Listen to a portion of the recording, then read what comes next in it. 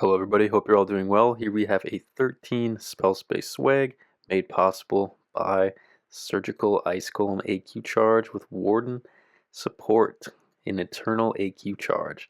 Here we have a 14 spell space swag. You can't swag any more spells than this, followed by 3 replays with 11 spell space swags. And this, as I said before, the strongest attack in the game, and it makes a bunch of other attacks and variations possible. And I'll be creating a playlist with some war replays dedicated to the highest Clash IQ hits in the game. And all of these versions will unlock all of Clash of Clans for you. It will beat the game. There will be no need to play Clash of Clans anymore because you will have mastered everything. Alright, so base identification. We have a hook tower in the center. And what do we always look for? Fire spitter location. So, starting the Warden down here at 6, and want the Warden to clear off this multi-gear tower, and we can direct go in with the Warden at the tall version of the multi-gear tower because it will not kill the Warden. The short version, the short range, will actually kill the Warden if you go directly at the multi-gear tower. So we got the Flame Flinger creating some pathing over here to the right. And since the Flame Flinger is doing a bunch of work at the right side, we want to pull the Warden to the left. This way, we don't go towards the Flame Flinger side on this specific base to mitigate its effectiveness. So now we are pulling the Warden out of harm's way from this monolith with the AQ, and we're going to break in at the far end of this compartment, because if we were to break in closer towards the monolith, the AQ and the Warden would be within range. So Warden is trying to sneak out of there. We have the enemy BK hitting the Warden. I thought my BK got hooked by the hook tower. That's why I popped ability, but it turns out it was just the Ice Golem. So now I'm going to have to adapt a little bit. Direct targeting the single target Inferno with some Rocket Loons, and that's what these Rocket Loons are for. Rocket Loons are to help set up the Flame Flinger, and for emergencies, and for pathing. And now Ice Golem to protect the RC and the Spirit Fox from the Ricochet Cannon. Ricochet Cannons are one of the most critical defenses in the game for this attack strategy, because the Ricochet Cannon will hit your Fox, and then the second shot will kill your Spirit Fox. And we want to pass these defenses off from the RC to the other troops so the RC can stay invisible and just work through the base the entire raid. So what makes this attack so strong? It's an everlasting AQ charge powered by the Warden Rage Gem with 2 levels of protection. We have the AQ ability to make her invisible with the Giant and the Magic Mirror, so that she has 1 level of protection that way. And then the second level of protection is the Warden Eternal Tome. And if you can use the Magic Mirror ability before the Eternal Tome, you can keep all 3 queens alive and just absolutely annihilate the base. So this is attack 1, 13 spell space swag. On to attack 2. So here we are looking at fire spitter locations, because we need to come in from behind the fire spitters, because the fire spitters will peel our healers off of our AQ or our Warden. And the thing about an AQ charge, she cannot reach as far as the Warden, so when she steps up to reach her targets, she brings the healers in closer behind her, and they are more susceptible to die to the fire spitter. So it's always good to come in from behind the fire spitter as much as possible. So setting the Warden up here at 12, Warden is going to funnel.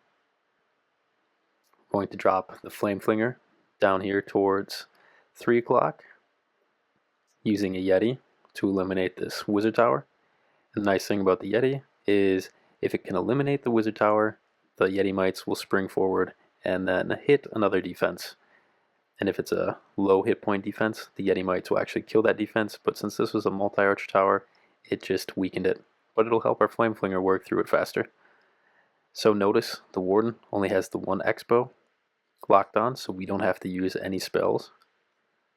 And that's something when you're funneling with the Warden. If you're trying to swag all the spells, you will have to place the Warden in a location where you can funnel and not be killed.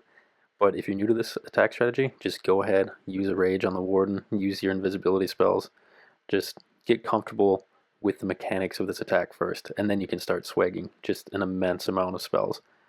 So we broke our king in, and this is a hallmark of this attack strategy. The king goes in front of the AQ and Warden so that the BK can open up the entire core with his EQ boots. So you create a funnel with the Warden, then you take the Warden and have him power the AQ, and then you meet up the BK with the AQ and the Warden and push into the base. So now just trying to sneak in some rocket loons to eliminate some defenses. And since these defenses are distracted on the AQ and the core, we're going to sneak in our RC in from this top left side, sending in some headhunters to eliminate this minion prince. And this is an eternal AQ charge with a parallel RC spirit walk. So that's the beauty of this attack. It's all about hero synergy. So while the AQ is in the inside, being powered by this Warden Rage Gem, the healers are effectively making this AQ a giant tank. So expos, scatter shots, most of these defenses are facing the AQ, and while they're facing the AQ, we send in the RC from the side closest to the AQ, so the RC can just eliminate these defenses, and the defenses that aren't being distracted by the AQ, we drop in ice golems for, and the main targets for ice golems are ricochet cannons and multi-archer towers. Usually I put 2 ice golems in the initial hero charge and save 3 for the RC. You can also put in 3 for your hero charge and 2 for the RC. It's up to the base, but either or works. And then go ahead and swag all of your spells. And that's what makes this attack strategy so fun, because it's a game within the game. See how many spells you can swag. And the best thing about learning how to swag all these spells is that you can invest the spells at the beginning with Skelly Donut, Zap Giant Arrow plus FB for the Town Hall, Giant Arrow plus FB plus Giant Arrow Zap defense for the Town Hall, Hero Swag City. It's just opens up everything. You can also do sneakies for the Town Hall. Just insane. The best strat in the game. 100%.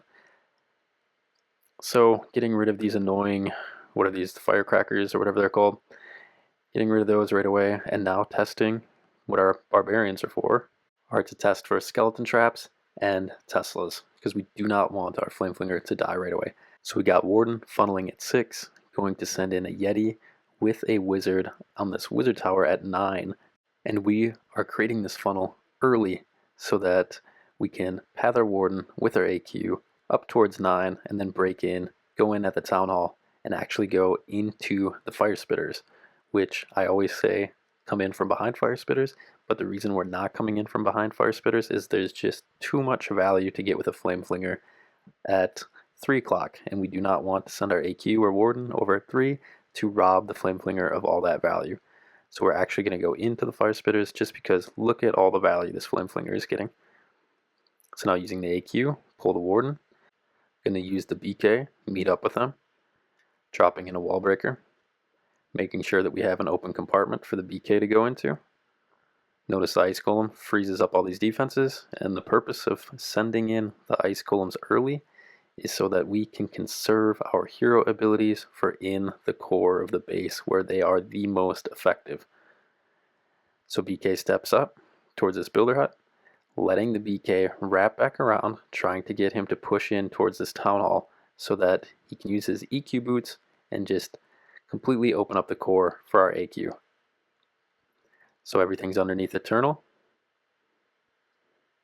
BK is going to be going to ability soon, and we're trying to swag a bunch of spells, so we're just kind of being a little bit careless with this attack.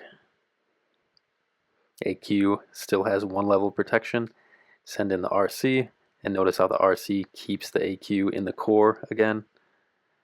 And see just how devastating these Fire Spitters are to come in when you're coming head on into them. So AQ finishes off 1, RC is about to take the other. Notice how the Spirit Fox died right away to that Fire Spitter. Now using some rocket loons to get into that monolith to distract the monolith for the RC. Also some minions. RC dies, minions clean it off, and we swag 11 spells.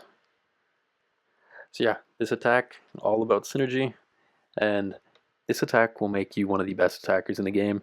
It'll make you be able to do basically anything, because all these spells, like I keep on saying, all the spells that you swag at the end, you can invest in the beginning. This will get you the most out of the game, bar none. This is the best attack strategy in the game. So here we go again. Attack 4, immediately looking for Flame Flinger value, and immediately looking for where the Fire Spitters are facing, and if there's a hook tower, happens to be a hook tower, and look at all this Flame Flinger value we're going to get at the top left. So if you noticed, we dropped down the Warden to distract the mortar, so we didn't have to waste 2 rocket loons on the mortar. Then the Flame Flinger finished off the mortar. Warden didn't even have to finish it off. Now the Warden just has this multi-ricochet cannon to deal with by itself, using a wizard to force this Yeti towards this multi-archer tower, and watch the Yeti mites going to weaken this multi-archer tower. And we should be able to eliminate it now with 2 rocket loons. Send in 2 rocket loons, eliminate this multi-archer tower. Now our wall breaker goes directly where it's supposed to go. BK steps out in front exactly like he's supposed to, and we're hoping he gets hooked by this hook tower. Getting pulled in by the enemy AQ, still has ability, pull him, gets hooked. We got an Ice Golem stepping out in front of the AQ, just like it's supposed to. Now sending in this RC down here to try to take advantage of this BK where he was hooked, and the Phoenix. However, it all goes down, sending in some rocket loons quickly to target this monolith to protect the RC. AQ goes to ability in the core. Invisibility spell goes off. Use the Eternal Tome. We're trying to protect everything. AQ paths around the Town Hall. Giant steps up on the opposite side of the Town Hall. So now the Giant's tanking for the RC. But notice the multi-arch tower, 3 shots. So the multi-arch tower. And that's why we're using Ice Golems, because Ice Golems will freeze up all of the shots from the multi-defenses that are just insane in this game. That's the reason Lalo's gone. That's the reason why all these technical attack strategies that everyone used to use are gone. It's because of all the multi-targeting defenses. So now RC steps up, trying to finish off the base. AQ pops off the multi-arch tower, and now it's just cleanup. And yeah, we could have used a couple spells to finish this off, but we realized we didn't need to use it, and this way we get to swag 11 spell space. AQ steps up, trying to distract this Tesla for the AQ, and this army is all about distraction. So you create a funnel with the Warden. Well, first you identify a base, you identify where the Flame Flinger value is, you identify where you need to create pathing with the Warden to come in from behind a Fire Spitter if possible with your AQ, and then you identify where your BK and where you're going to funnel your BK in to meet up with your AQ and your Warden. And then when your AQ and Warden step into the core, you send in the RC from the side. Alright, so here's kind of a unique style base. I'm sure you guys have seen this before. Sending in the Flame Flinger up at 12 to get a bunch of value. Again, get a bunch of Flame Flinger value where you can. And these invisibility spell bases are actually kind of tricky with the strat. So going to use the Warden to trigger at least one of these invisibility spell towers. So Warden's about to trigger this spell tower. Hits the expo, invisibility spell goes off. So Warden's going to step up towards this elixir storage, and then after he beats through the elixir collector or storage, then he'll refocus back onto this compartment. So go ahead, using a rage, trying to get the Warden to eliminate enough of this compartment to get the invisibility spell tower so we don't have to worry about it again. Unfortunately, time. Notice we're at 2-minute mark, and that's something I haven't talked about yet. I like to go a minute max with the first initial setup. So again, hook tower, BK, trying to get the BK hooked. BK gets hooked.